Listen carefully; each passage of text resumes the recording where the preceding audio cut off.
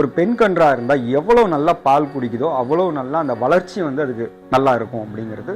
So 2 வேக்சினேஷனையும் மறக்காம நம்ம குழந்தைகளுக்கு எப்படி நம்ம வேக்சினேஷன் பண்றோமோ அதே மாதிரி மாடுகளுக்கு இந்த 2 வேக்சினேஷனையும் வருஷத்துல கண்டிப்பா பண்ண வேண்டியது. ஹெல்த்தியா வளர்ந்தாதான் அது பருவத்துக்கு வரக்கூடிய வயசுல கரெக்டா பருவத்துக்கு வரும். ஏன் சார் பருவத்துக்கு கரெக்டான வயசுல வரணும், வரலன்னா என்ன சார் ஆகும்? கைமுறை வைத்தியங்களை ஃபாலோ பண்ணா இன்னும் ரொம்ப நல்லதா இருக்கும் அப்படிங்கிறது என்னோட தாழ்மையான கருத்து. ஒரு கெடாரி கண்ணு ஃபர்ஸ்ட் டைம் சினைக்கு வருதுன்னா 24 மணி நேரம் அந்த சினைப்பை ஓப்பனா இருக்கும்.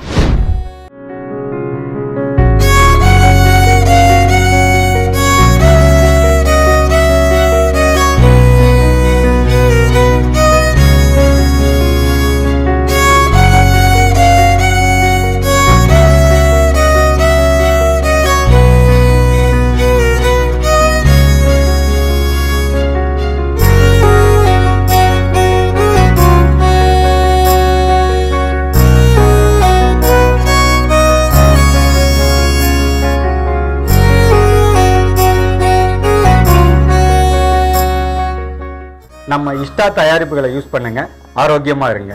தேங்க்யூ இஷ்டா.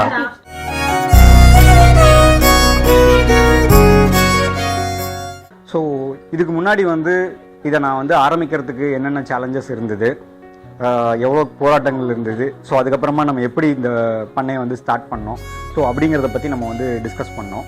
ஸோ ஆரம்பித்ததுக்கு அப்புறமா இதை வளர்க்கும் போது என்னென்ன நம்ம ரொம்ப கூர்மையாக கவனிக்க வேண்டிய விஷயங்கள் என்னென்ன அப்படிங்கிறதையும் நம்ம தெரிஞ்சுக்கணும். ஸோ ஒரு சக்ஸஸ்ஃபுல் ஆண்டர்பிரினராக இருக்கணும், ஒரு சக்ஸஸ்ஃபுல்லாக ஒரு பண்ணையை நடத்தணும், ஒரு மாட்டு பண்ணையை நடத்தணும் அப்படின்னா இந்த விஷயங்களை எல்லாமும் நம்ம கற்றுக்கிட்டாதான், இந்த விஷயங்களை எல்லாமும் நம்ம ஃபாலோ பண்ணாதான், இந்த விஷயங்களை எல்லாமும் நம்ம தெரிஞ்சுக்கிட்டாதான் இந்த ஒரு ஃபார்மிங் இண்டஸ்ட்ரியை பொறுத்த வரைக்கும் நம்ம சக்ஸஸ்ஃபுல்லாக இருக்க முடியும் அப்படிங்கிறது என்னோட தாழ்மையான கருத்து.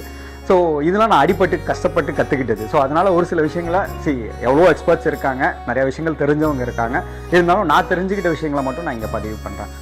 முதல் விஷயம் அப்படின்னு பார்த்தீங்கன்னா, ஒரு கண்ணுக்குட்டி வளர்ப்பு ரொம்ப இம்பார்ட்டண்ட். ஸோ கண்ணுக்குட்டி வளர்ப்பு ஏன் சார் ரொம்ப இம்பார்ட்டண்ட் அப்படின்னு கேட்டிங்கன்னா, கண்ணுக்குட்டி இருந்தால் தான் நாட்டு மாடு பால் கறக்கும். ஸோ அப்படிங்கிறது நம்ம எல்லாருக்குமே தெரிஞ்ச விஷயம். ஸோ அந்த கண்ணுக்குட்டியை பேணி பாதுகாக்க வேண்டிய விஷயங்கள் ரொம்ப முக்கியமான விஷயங்கள்.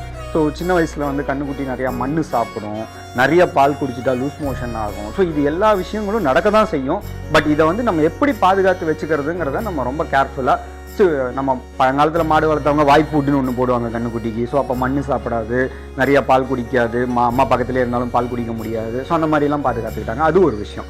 ரெண்டாவது, கண்ணுக்குட்டிக்கு டிவார்மிங் பண்ண வேண்டியது ரொம்ப முக்கியமான விஷயம். டிவார்மிங்னா என்னென்னா பூச்சி மருந்து. இப்போ நம்ம எப்படி மனுஷங்க வருஷத்துக்கு ஒரு தடவை நம்ம வயிறை சுத்தப்படுத்திக்கிறோமோ அதே மாதிரி கண்ணுக்குட்டியை பொறுத்த வரைக்கும் இதே மாதிரி டிவார்மிங் பண்ணணும். ஏன் டிவார்மிங் பண்ணணும் அப்படின்னா, உள்ளுக்குள்ளே இருக்கிற பூச்சிகள் போனால் தான் அது இன்னும் நல்லா சாப்பிட்டு இன்னும் நல்லா ஹெல்த்தியாக அது வளர ஆரம்பிக்கும். ஏன் ஹெல்த்தியாக வளரணும்? ஹெல்த்தியாக வளர்ந்தாதான் அது பருவத்துக்கு வரக்கூடிய வயசில் கரெக்டாக பருவத்துக்கு வரும். ஏன் சார் பருவத்துக்கு கரெக்டான வயசில் வரணும், வரலன்னா என்ன சார் ஆகும் அப்படின்னு கேட்டிங்கன்னா, உங்கள் ஃபார்மிங் பிஸ்னஸ் ரொம்ப ஸ்லோவாக தான் நடக்கும். ஃபார் எக்ஸாம்பிள் நான் உங்களுக்கு ஒரு சின்ன கால்குலேஷன் மாத்திரம் சொல்கிறேன். ஒரு மாடு, ஒரு பசு மாடு 9 மாதம் 20 நாள் மேக்ஸிமம் டைமுக்குள்ளே ஒரு கன்று ஈன்றுது. அந்த கன்று லக்கிலி நீங்கள் ஒரு ஃபார்ச்சுனேட், உங்களுக்கு ஒரு கெடாரி கன்று பிறக்குது, ஃபீமேல் காஃப் பிறக்குது உங்களுக்கு. So you are very happy. நம்ம குடும்பத்தில் ஒரு ஃபீமேல் காஃப் பிறந்துருச்சு அப்படின்னு சொல்லிட்டு it is an addition to the family அப்படின்னு தான் நான் சொல்லுவேன் எப்போவுமே. So female calf will keep increasing the generation. So அதுதான் அடுத்த பசு உங்களுக்கு இல்லைங்களா? ஸோ அதனால் it is an addition to the family. அப்போ காலை ரொம்ப முக்கியம் இல்லையா சார் அப்படின்னா, நான் அந்த பாட்டு அதுக்கப்புறமா டிஸ்கஸ் பண்ணுறேன். காலை is also equally important. So இது அடுத்தடுத்த ஜென்ரேஷன்களை தரக்கூடிய ஒரு விஷயம். ஸோ இப்போ ஒரு பெண் கன்று பிறக்குது அப்படின்னா அதுக்கு நல்ல பால் கொடுத்து அதுக்கு தேவையான அளவு ஊட்டச்சத்து அந்த பாலில் தான் கிடைக்கும். முதல்ல 3 மாதத்துலேருந்து 4 மாதம் வரைக்கும் ஒரு பெண் கன்றாக இருந்தால் எவ்வளோ நல்லா பால் குடிக்குதோ அவ்வளோ நல்லா அந்த வளர்ச்சி அதுக்கு நல்லா இருக்கும் அப்படிங்கிறது ஒரு உண்மை. ஓகேங்களா? ஸோ இதை நம்ம கரெக்டாக, இப்போ பால் கறக்கிறவங்களா இருந்தால் பால் நிறையா கறக்கணுங்கிறது தான் அவங்களோட மைண்டில் இருக்கும். ஸோ கண்ணுக்குட்டிக்கு தேவையான போதுமான அளவு பால் கொடுக்க மாட்டாங்க. ஸோ பீயிங் அன் ஓனர், இந்த ஃபார்மோட ஓனராக இருக்கிற நீங்கள் என்ன திங்க் பண்ணணும் அப்படின்னா, ஃபீமேல் காஃப்பா, இது நம்ம அடுத்த ஜென்ரேஷன்ப்பா, எப்படி பார்த்தாலும் ஒரு 3 வருஷத்தில் இந்த மாடுகிட்ட இருந்து நம்ம பால் கறப்போம்ப்பா, அப்போ போய் புதுசாக காசு கொடுத்து மாடு வாங்கின்னு வர வேணாம்ப்பா அப்படிங்கிறத நீங்கள் யோசிக்கணும். ஸோ யோசித்து அந்த கன்றுக்கு நல்ல பால் கொடுத்து நல்லா வளர்த்து டிவார்மிங் நல்லா பண்ணி வளர்த்திங்கன்னா 18லேருந்து 24 மாதத்துக்குள்ளே அந்த கண்ணுக்குட்டி சினை பருவத்துக்கு வந்துடும், ரெடி ஆகிடும். Which is it is ready for matting. So ஒரு நல்ல புல்லோட ஒரு மேட்டிங் பண்ணுறதோ இல்லை நல்ல ஒரு சினை ஊசியை போடுறதோ அதுக்கு ஒரு நல்ல இதை கொடுக்கக்கூடிய ஒரு விஷயமா இருக்கும். அதுலேருந்து 9 மாதம் 20 நாள் அடுத்த கன்று உங்களுக்கு பிறந்துடும். அந்த கண்ணு காலக்கண்ணா இருந்தாலும் பரவாயில்ல, கிடாரி கண்ணா இருந்தாலும் பரவாயில்ல, எதுவாக இருந்தாலும் பரவாயில்ல. பட் நீங்கள் இன்வெஸ்ட்மெண்ட்டே பண்ணாமல் காசு கொடுத்து ஒரு மாடே வாங்காமல் உங்ககிட்ட பிறந்த ஒரு கன்று வந்து பால் கறக்க ஆரம்பிச்சு. ஸோ பால் ரெவென்யூ ஜென்ரேட்டிங் பிஸ்னஸ். ஸோ இந்த விஷயத்தை நம்ம கரெக்டாக தெரிஞ்சுக்கணும். ஸோ அதனால தான் சொல்கிறேன், கண்ணுக்குட்டிக்கு டிவார்மிங் பண்ணுறதாகட்டும், நல்லா பால் கொடுத்து வளர்க்குறதாகட்டும், அதை பேணி பாதுகாக்க வேண்டியது ரொம்ப முக்கியமான விஷயம். இந்த பிஸ்னஸை, பால் பிஸ்னஸை பொறுத்த வரைக்கும் இது ரொம்ப முக்கியமான விஷயம். ஸோ ரெண்டாவது, சினைப்பருவத்தை ஐடென்டிஃபை பண்ணுறது again it is a important விஷயம். ஏன் அப்படின்னு சொன்னீங்க அப்படின்னு கேட்டிங்கன்னா, ஒரு மாடு வந்து கன்று ஈண்டு குறைஞ்சது 3 மாதத்துக்குள்ளே, இல்லை 4 மாதம் மேக்ஸிமம்குள்ளே திருப்பி அடுத்த சினைப்பருவத்துக்கு அது வந்து உங்களுக்கு ரெடி ஆகிடும். ஸோ ரெடி ஆயிடுச்சுன்னா, so depends on the business people. இப்போ வந்து பால்காரங்களாம் எடுத்துக்கிட்டீங்க அப்படின்னு சொன்னால் என்ன பண்ணுவாங்க அப்படின்னா, 3 to 4 மாதத்துக்குள்ளே சினைக்கு வந்தால் அது ஒரு 6-7 லிட்டர் கறக்கிற மாடாக இருந்துச்சுன்னா உடனே சினைப்படுத்த மாட்டாங்க. அது ஏன் அப்படின்னா பால் குறைஞ்சிரும். மாடு சினைப்பட்டுருச்சுன்னா பால் குறைஞ்சிரும். ஸோ அடுத்த பருவத்துக்கு பார்த்துக்கலாம் அப்படிங்கிற மாதிரி ஒரு மைண்ட் செட்டில் அதை வந்து சினைப்படுத்த மாட்டாங்க. So what ever it is, நீங்கள் எப்படி பண்ணாலும் நான் என்ன சொல்ல வரேன் அப்படின்னா, அது சினை பருவத்துக்கு வரும்போது அதை கரெக்டாக ஐடென்டிஃபை பண்ணி அதை மேக் பண்ணுறது ரொம்ப முக்கியமான ஒரு விஷயம். ஏன் முக்கியமான விஷயம்? டேட்டா வைஸ் நான் சொல்கிறேன் உங்களுக்கு. இப்போ ஃபார் எக்ஸாம்பிள் 3 மாதம் கழிச்சு ஒரு மாடு வந்து சினை பருவத்துக்கு வந்துருச்சு. ஸோ நீங்கள் அதை சினைப்படுத்த மறந்துட்டீங்க, இல்லை பார்க்கல, இல்லை விட்டுட்டீங்க. அப்போ என்ன நடக்கும் அப்படின்னா, அடுத்த 21 நாள் நீங்கள் வந்து வெயிட் பண்ணணும். 21 நாள் வெயிட் பண்ணுறதுல என்ன சார் பெருசாக நடந்துற போகுது அப்படின்னு கேட்குறீங்களா? ஓகே, நான் அதுக்கும் பதில் சொல்கிறேன் உங்களுக்கு. இந்த மாடோட அடுத்த சினைப்பருவம் தள்ளி போகுது. அடுத்த சினைப்பருவத்தில் மாடு சினை பிடிக்குமா பிடிக்காதா, அது அப்போ சினை பிடிக்கிறது வந்து காலக்கண்ணா போடுமா, கிடாரி கண்ணா போடுமா, இப்படின்னு நிறைய விஷயங்கள் யோசிச்சுக்கிட்டே இருக்கணும். நம்ம இந்த 15 நாள் 21 நாளில் இந்த மாடு உங்களுக்கு வேணால் ஒரு 6 லிட்டர் டெய்லி பால் கொடுக்கலாம். ஆனால் இந்த மாடு அடுத்த 21 நாள் அடுத்த சினைப்பருவத்தில் சினை பிடிச்சிருச்சுன்னு வச்சுக்கோங்களேன், நீங்கள் இது வந்து இன்னொரு 21 நாள் கழிச்சு தான் கன்று ஈனும்.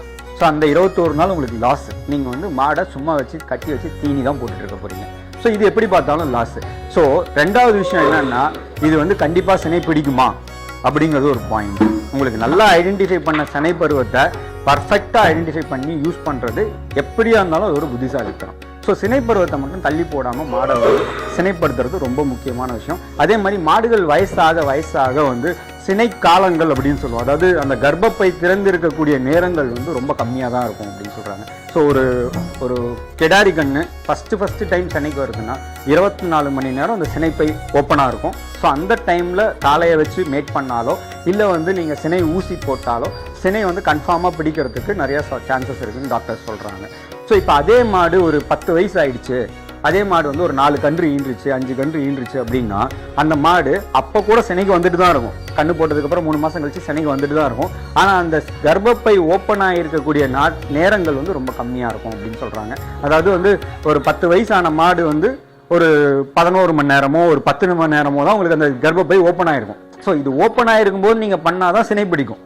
ஸோ நமக்கு சான்சஸ் வந்து கம்மியாகிட்டே போகுது. மாடை பொறுத்த வரைக்கும் ஒரு நல்ல மாடு நல்ல மெயின்டெனன்ஸில் இருந்தது அப்படின்னு சொன்னால் குறைஞ்சபட்சம் 20 to 22 வயசு வரைக்கும் நம்ம அதோட வாழ்நாள் அப்படின்னு சொல்லி நம்மளால சொல்ல முடியும். பட் மெயின்டெனன்ஸ் போராக இருந்ததுன்னா அதுவும் ரொம்ப கம்மியாக தான் இருக்கும். குறைஞ்சபட்சம் ஒரு மாடு வந்து ஒரு 10 கன்றுலேருந்து 8 கன்றாவது ஈன்றுன்னா அது நல்ல மெயின்டெனன்ஸில் இருந்திருக்கு அப்படின்னு நம்மளால சொல்ல முடியும். அண்ட் காங்கேயம் அப்படின்னு ஒரு ப்ரீடு இருக்குது. அந்த ப்ரீடை பொறுத்த வரைக்கும் பார்த்தீங்கன்னா தமிழ்நாட்டில் ரெக்கார்ட் பிரேக் பண்ணியிருக்காங்க. 17 கன்று ஈன்ற மாடு இருக்குது நம்மக்கிட்ட. ஸோ நம்மலாம் எவ்வளோ புண்ணிய பூமியில் இருக்கோம் அப்படிங்கிறத நம்ம தெரிஞ்சுக்கணும். ஸோ இந்த மாதிரி ஹெல்த் இஷ்யூஸ் வந்து நம்ம அதாவது அட்டென்ஷன் கொடுக்க வேண்டிய முக்கியமான விஷயங்கள் நம்ம வந்து ரொம்ப கேர்ஃபுல்லாக இதில் பார்க்கணும். அப்போ தான் இந்த பண்ணை வந்து ஒரு சக்ஸஸ்ஃபுல்லாக போகும். ரெண்டாவது, இப்போ வந்து இருக்கிற காலகட்டங்களில் நிறைய நோய்கள் வருது மாடுகளுக்கு. வந்து அம்மை நோய், எல்எஸ்டின்னு சொல்கிறாங்க, லம்பி ஸ்கின் டிசீஸ் அப்படின்னு சொல்கிறாங்க, அந்த மாதிரி ஒரு நோய் வருது. கோமாரின்னு ஒரு நோய் வருது. ஸோ இந்த நோயிலிருந்து நம்ம மாடுகளை நம்ம பாதுகாத்து வச்சுக்கிறது நமக்கு ரொம்ப முக்கியமான விஷயம். ஸோ இந்த நோய் மாடுகளுக்கு வந்துருச்சுன்னா 2 விஷயம் நம்ம பிரச்சனையாகும். என்ன அப்படின்னு கேட்டிங்கன்னா, ஒரு மாடுக்கு வந்துச்சுன்னா பண்ணையில் இருக்கிற எல்லா மாடுக்கும் ஆட்டோமேட்டிக்காக பரவிடும். ஸோ இது வந்து பரவக்கூடிய ஒரு வியாதி. இந்த 2 விஷயமுமே சொல்கிறேன், 2 வியாதியுமே சொல்கிறேன். ஸோ ரெண்டாவது, இதோட ஆயுட்காலங்கள் குறையறதுக்கான சான்சஸ் இருக்குது. சில மாடுகள் வந்து இறக்கிறதுக்கும் நிறைய சான்சஸ் இருக்குது. ஸோ இது வந்து கண்ணுக்குட்டிக்கும் வரும், மாடுக்கும் வரும், காளைக்கும் வரும், எல்லாத்துக்கும் வரும். ஸோ இந்த சமயத்தில் வந்து நம்ம எப்படி இதுலேருந்து நம்ம மாடுகளை காப்பாற்றுறது அப்படின்னா, கவர்மெண்ட்டில் வந்து 2 வேக்சினேஷன் அனௌன்ஸ் பண்ணியிருக்காங்க. 1 in March and 1 in September.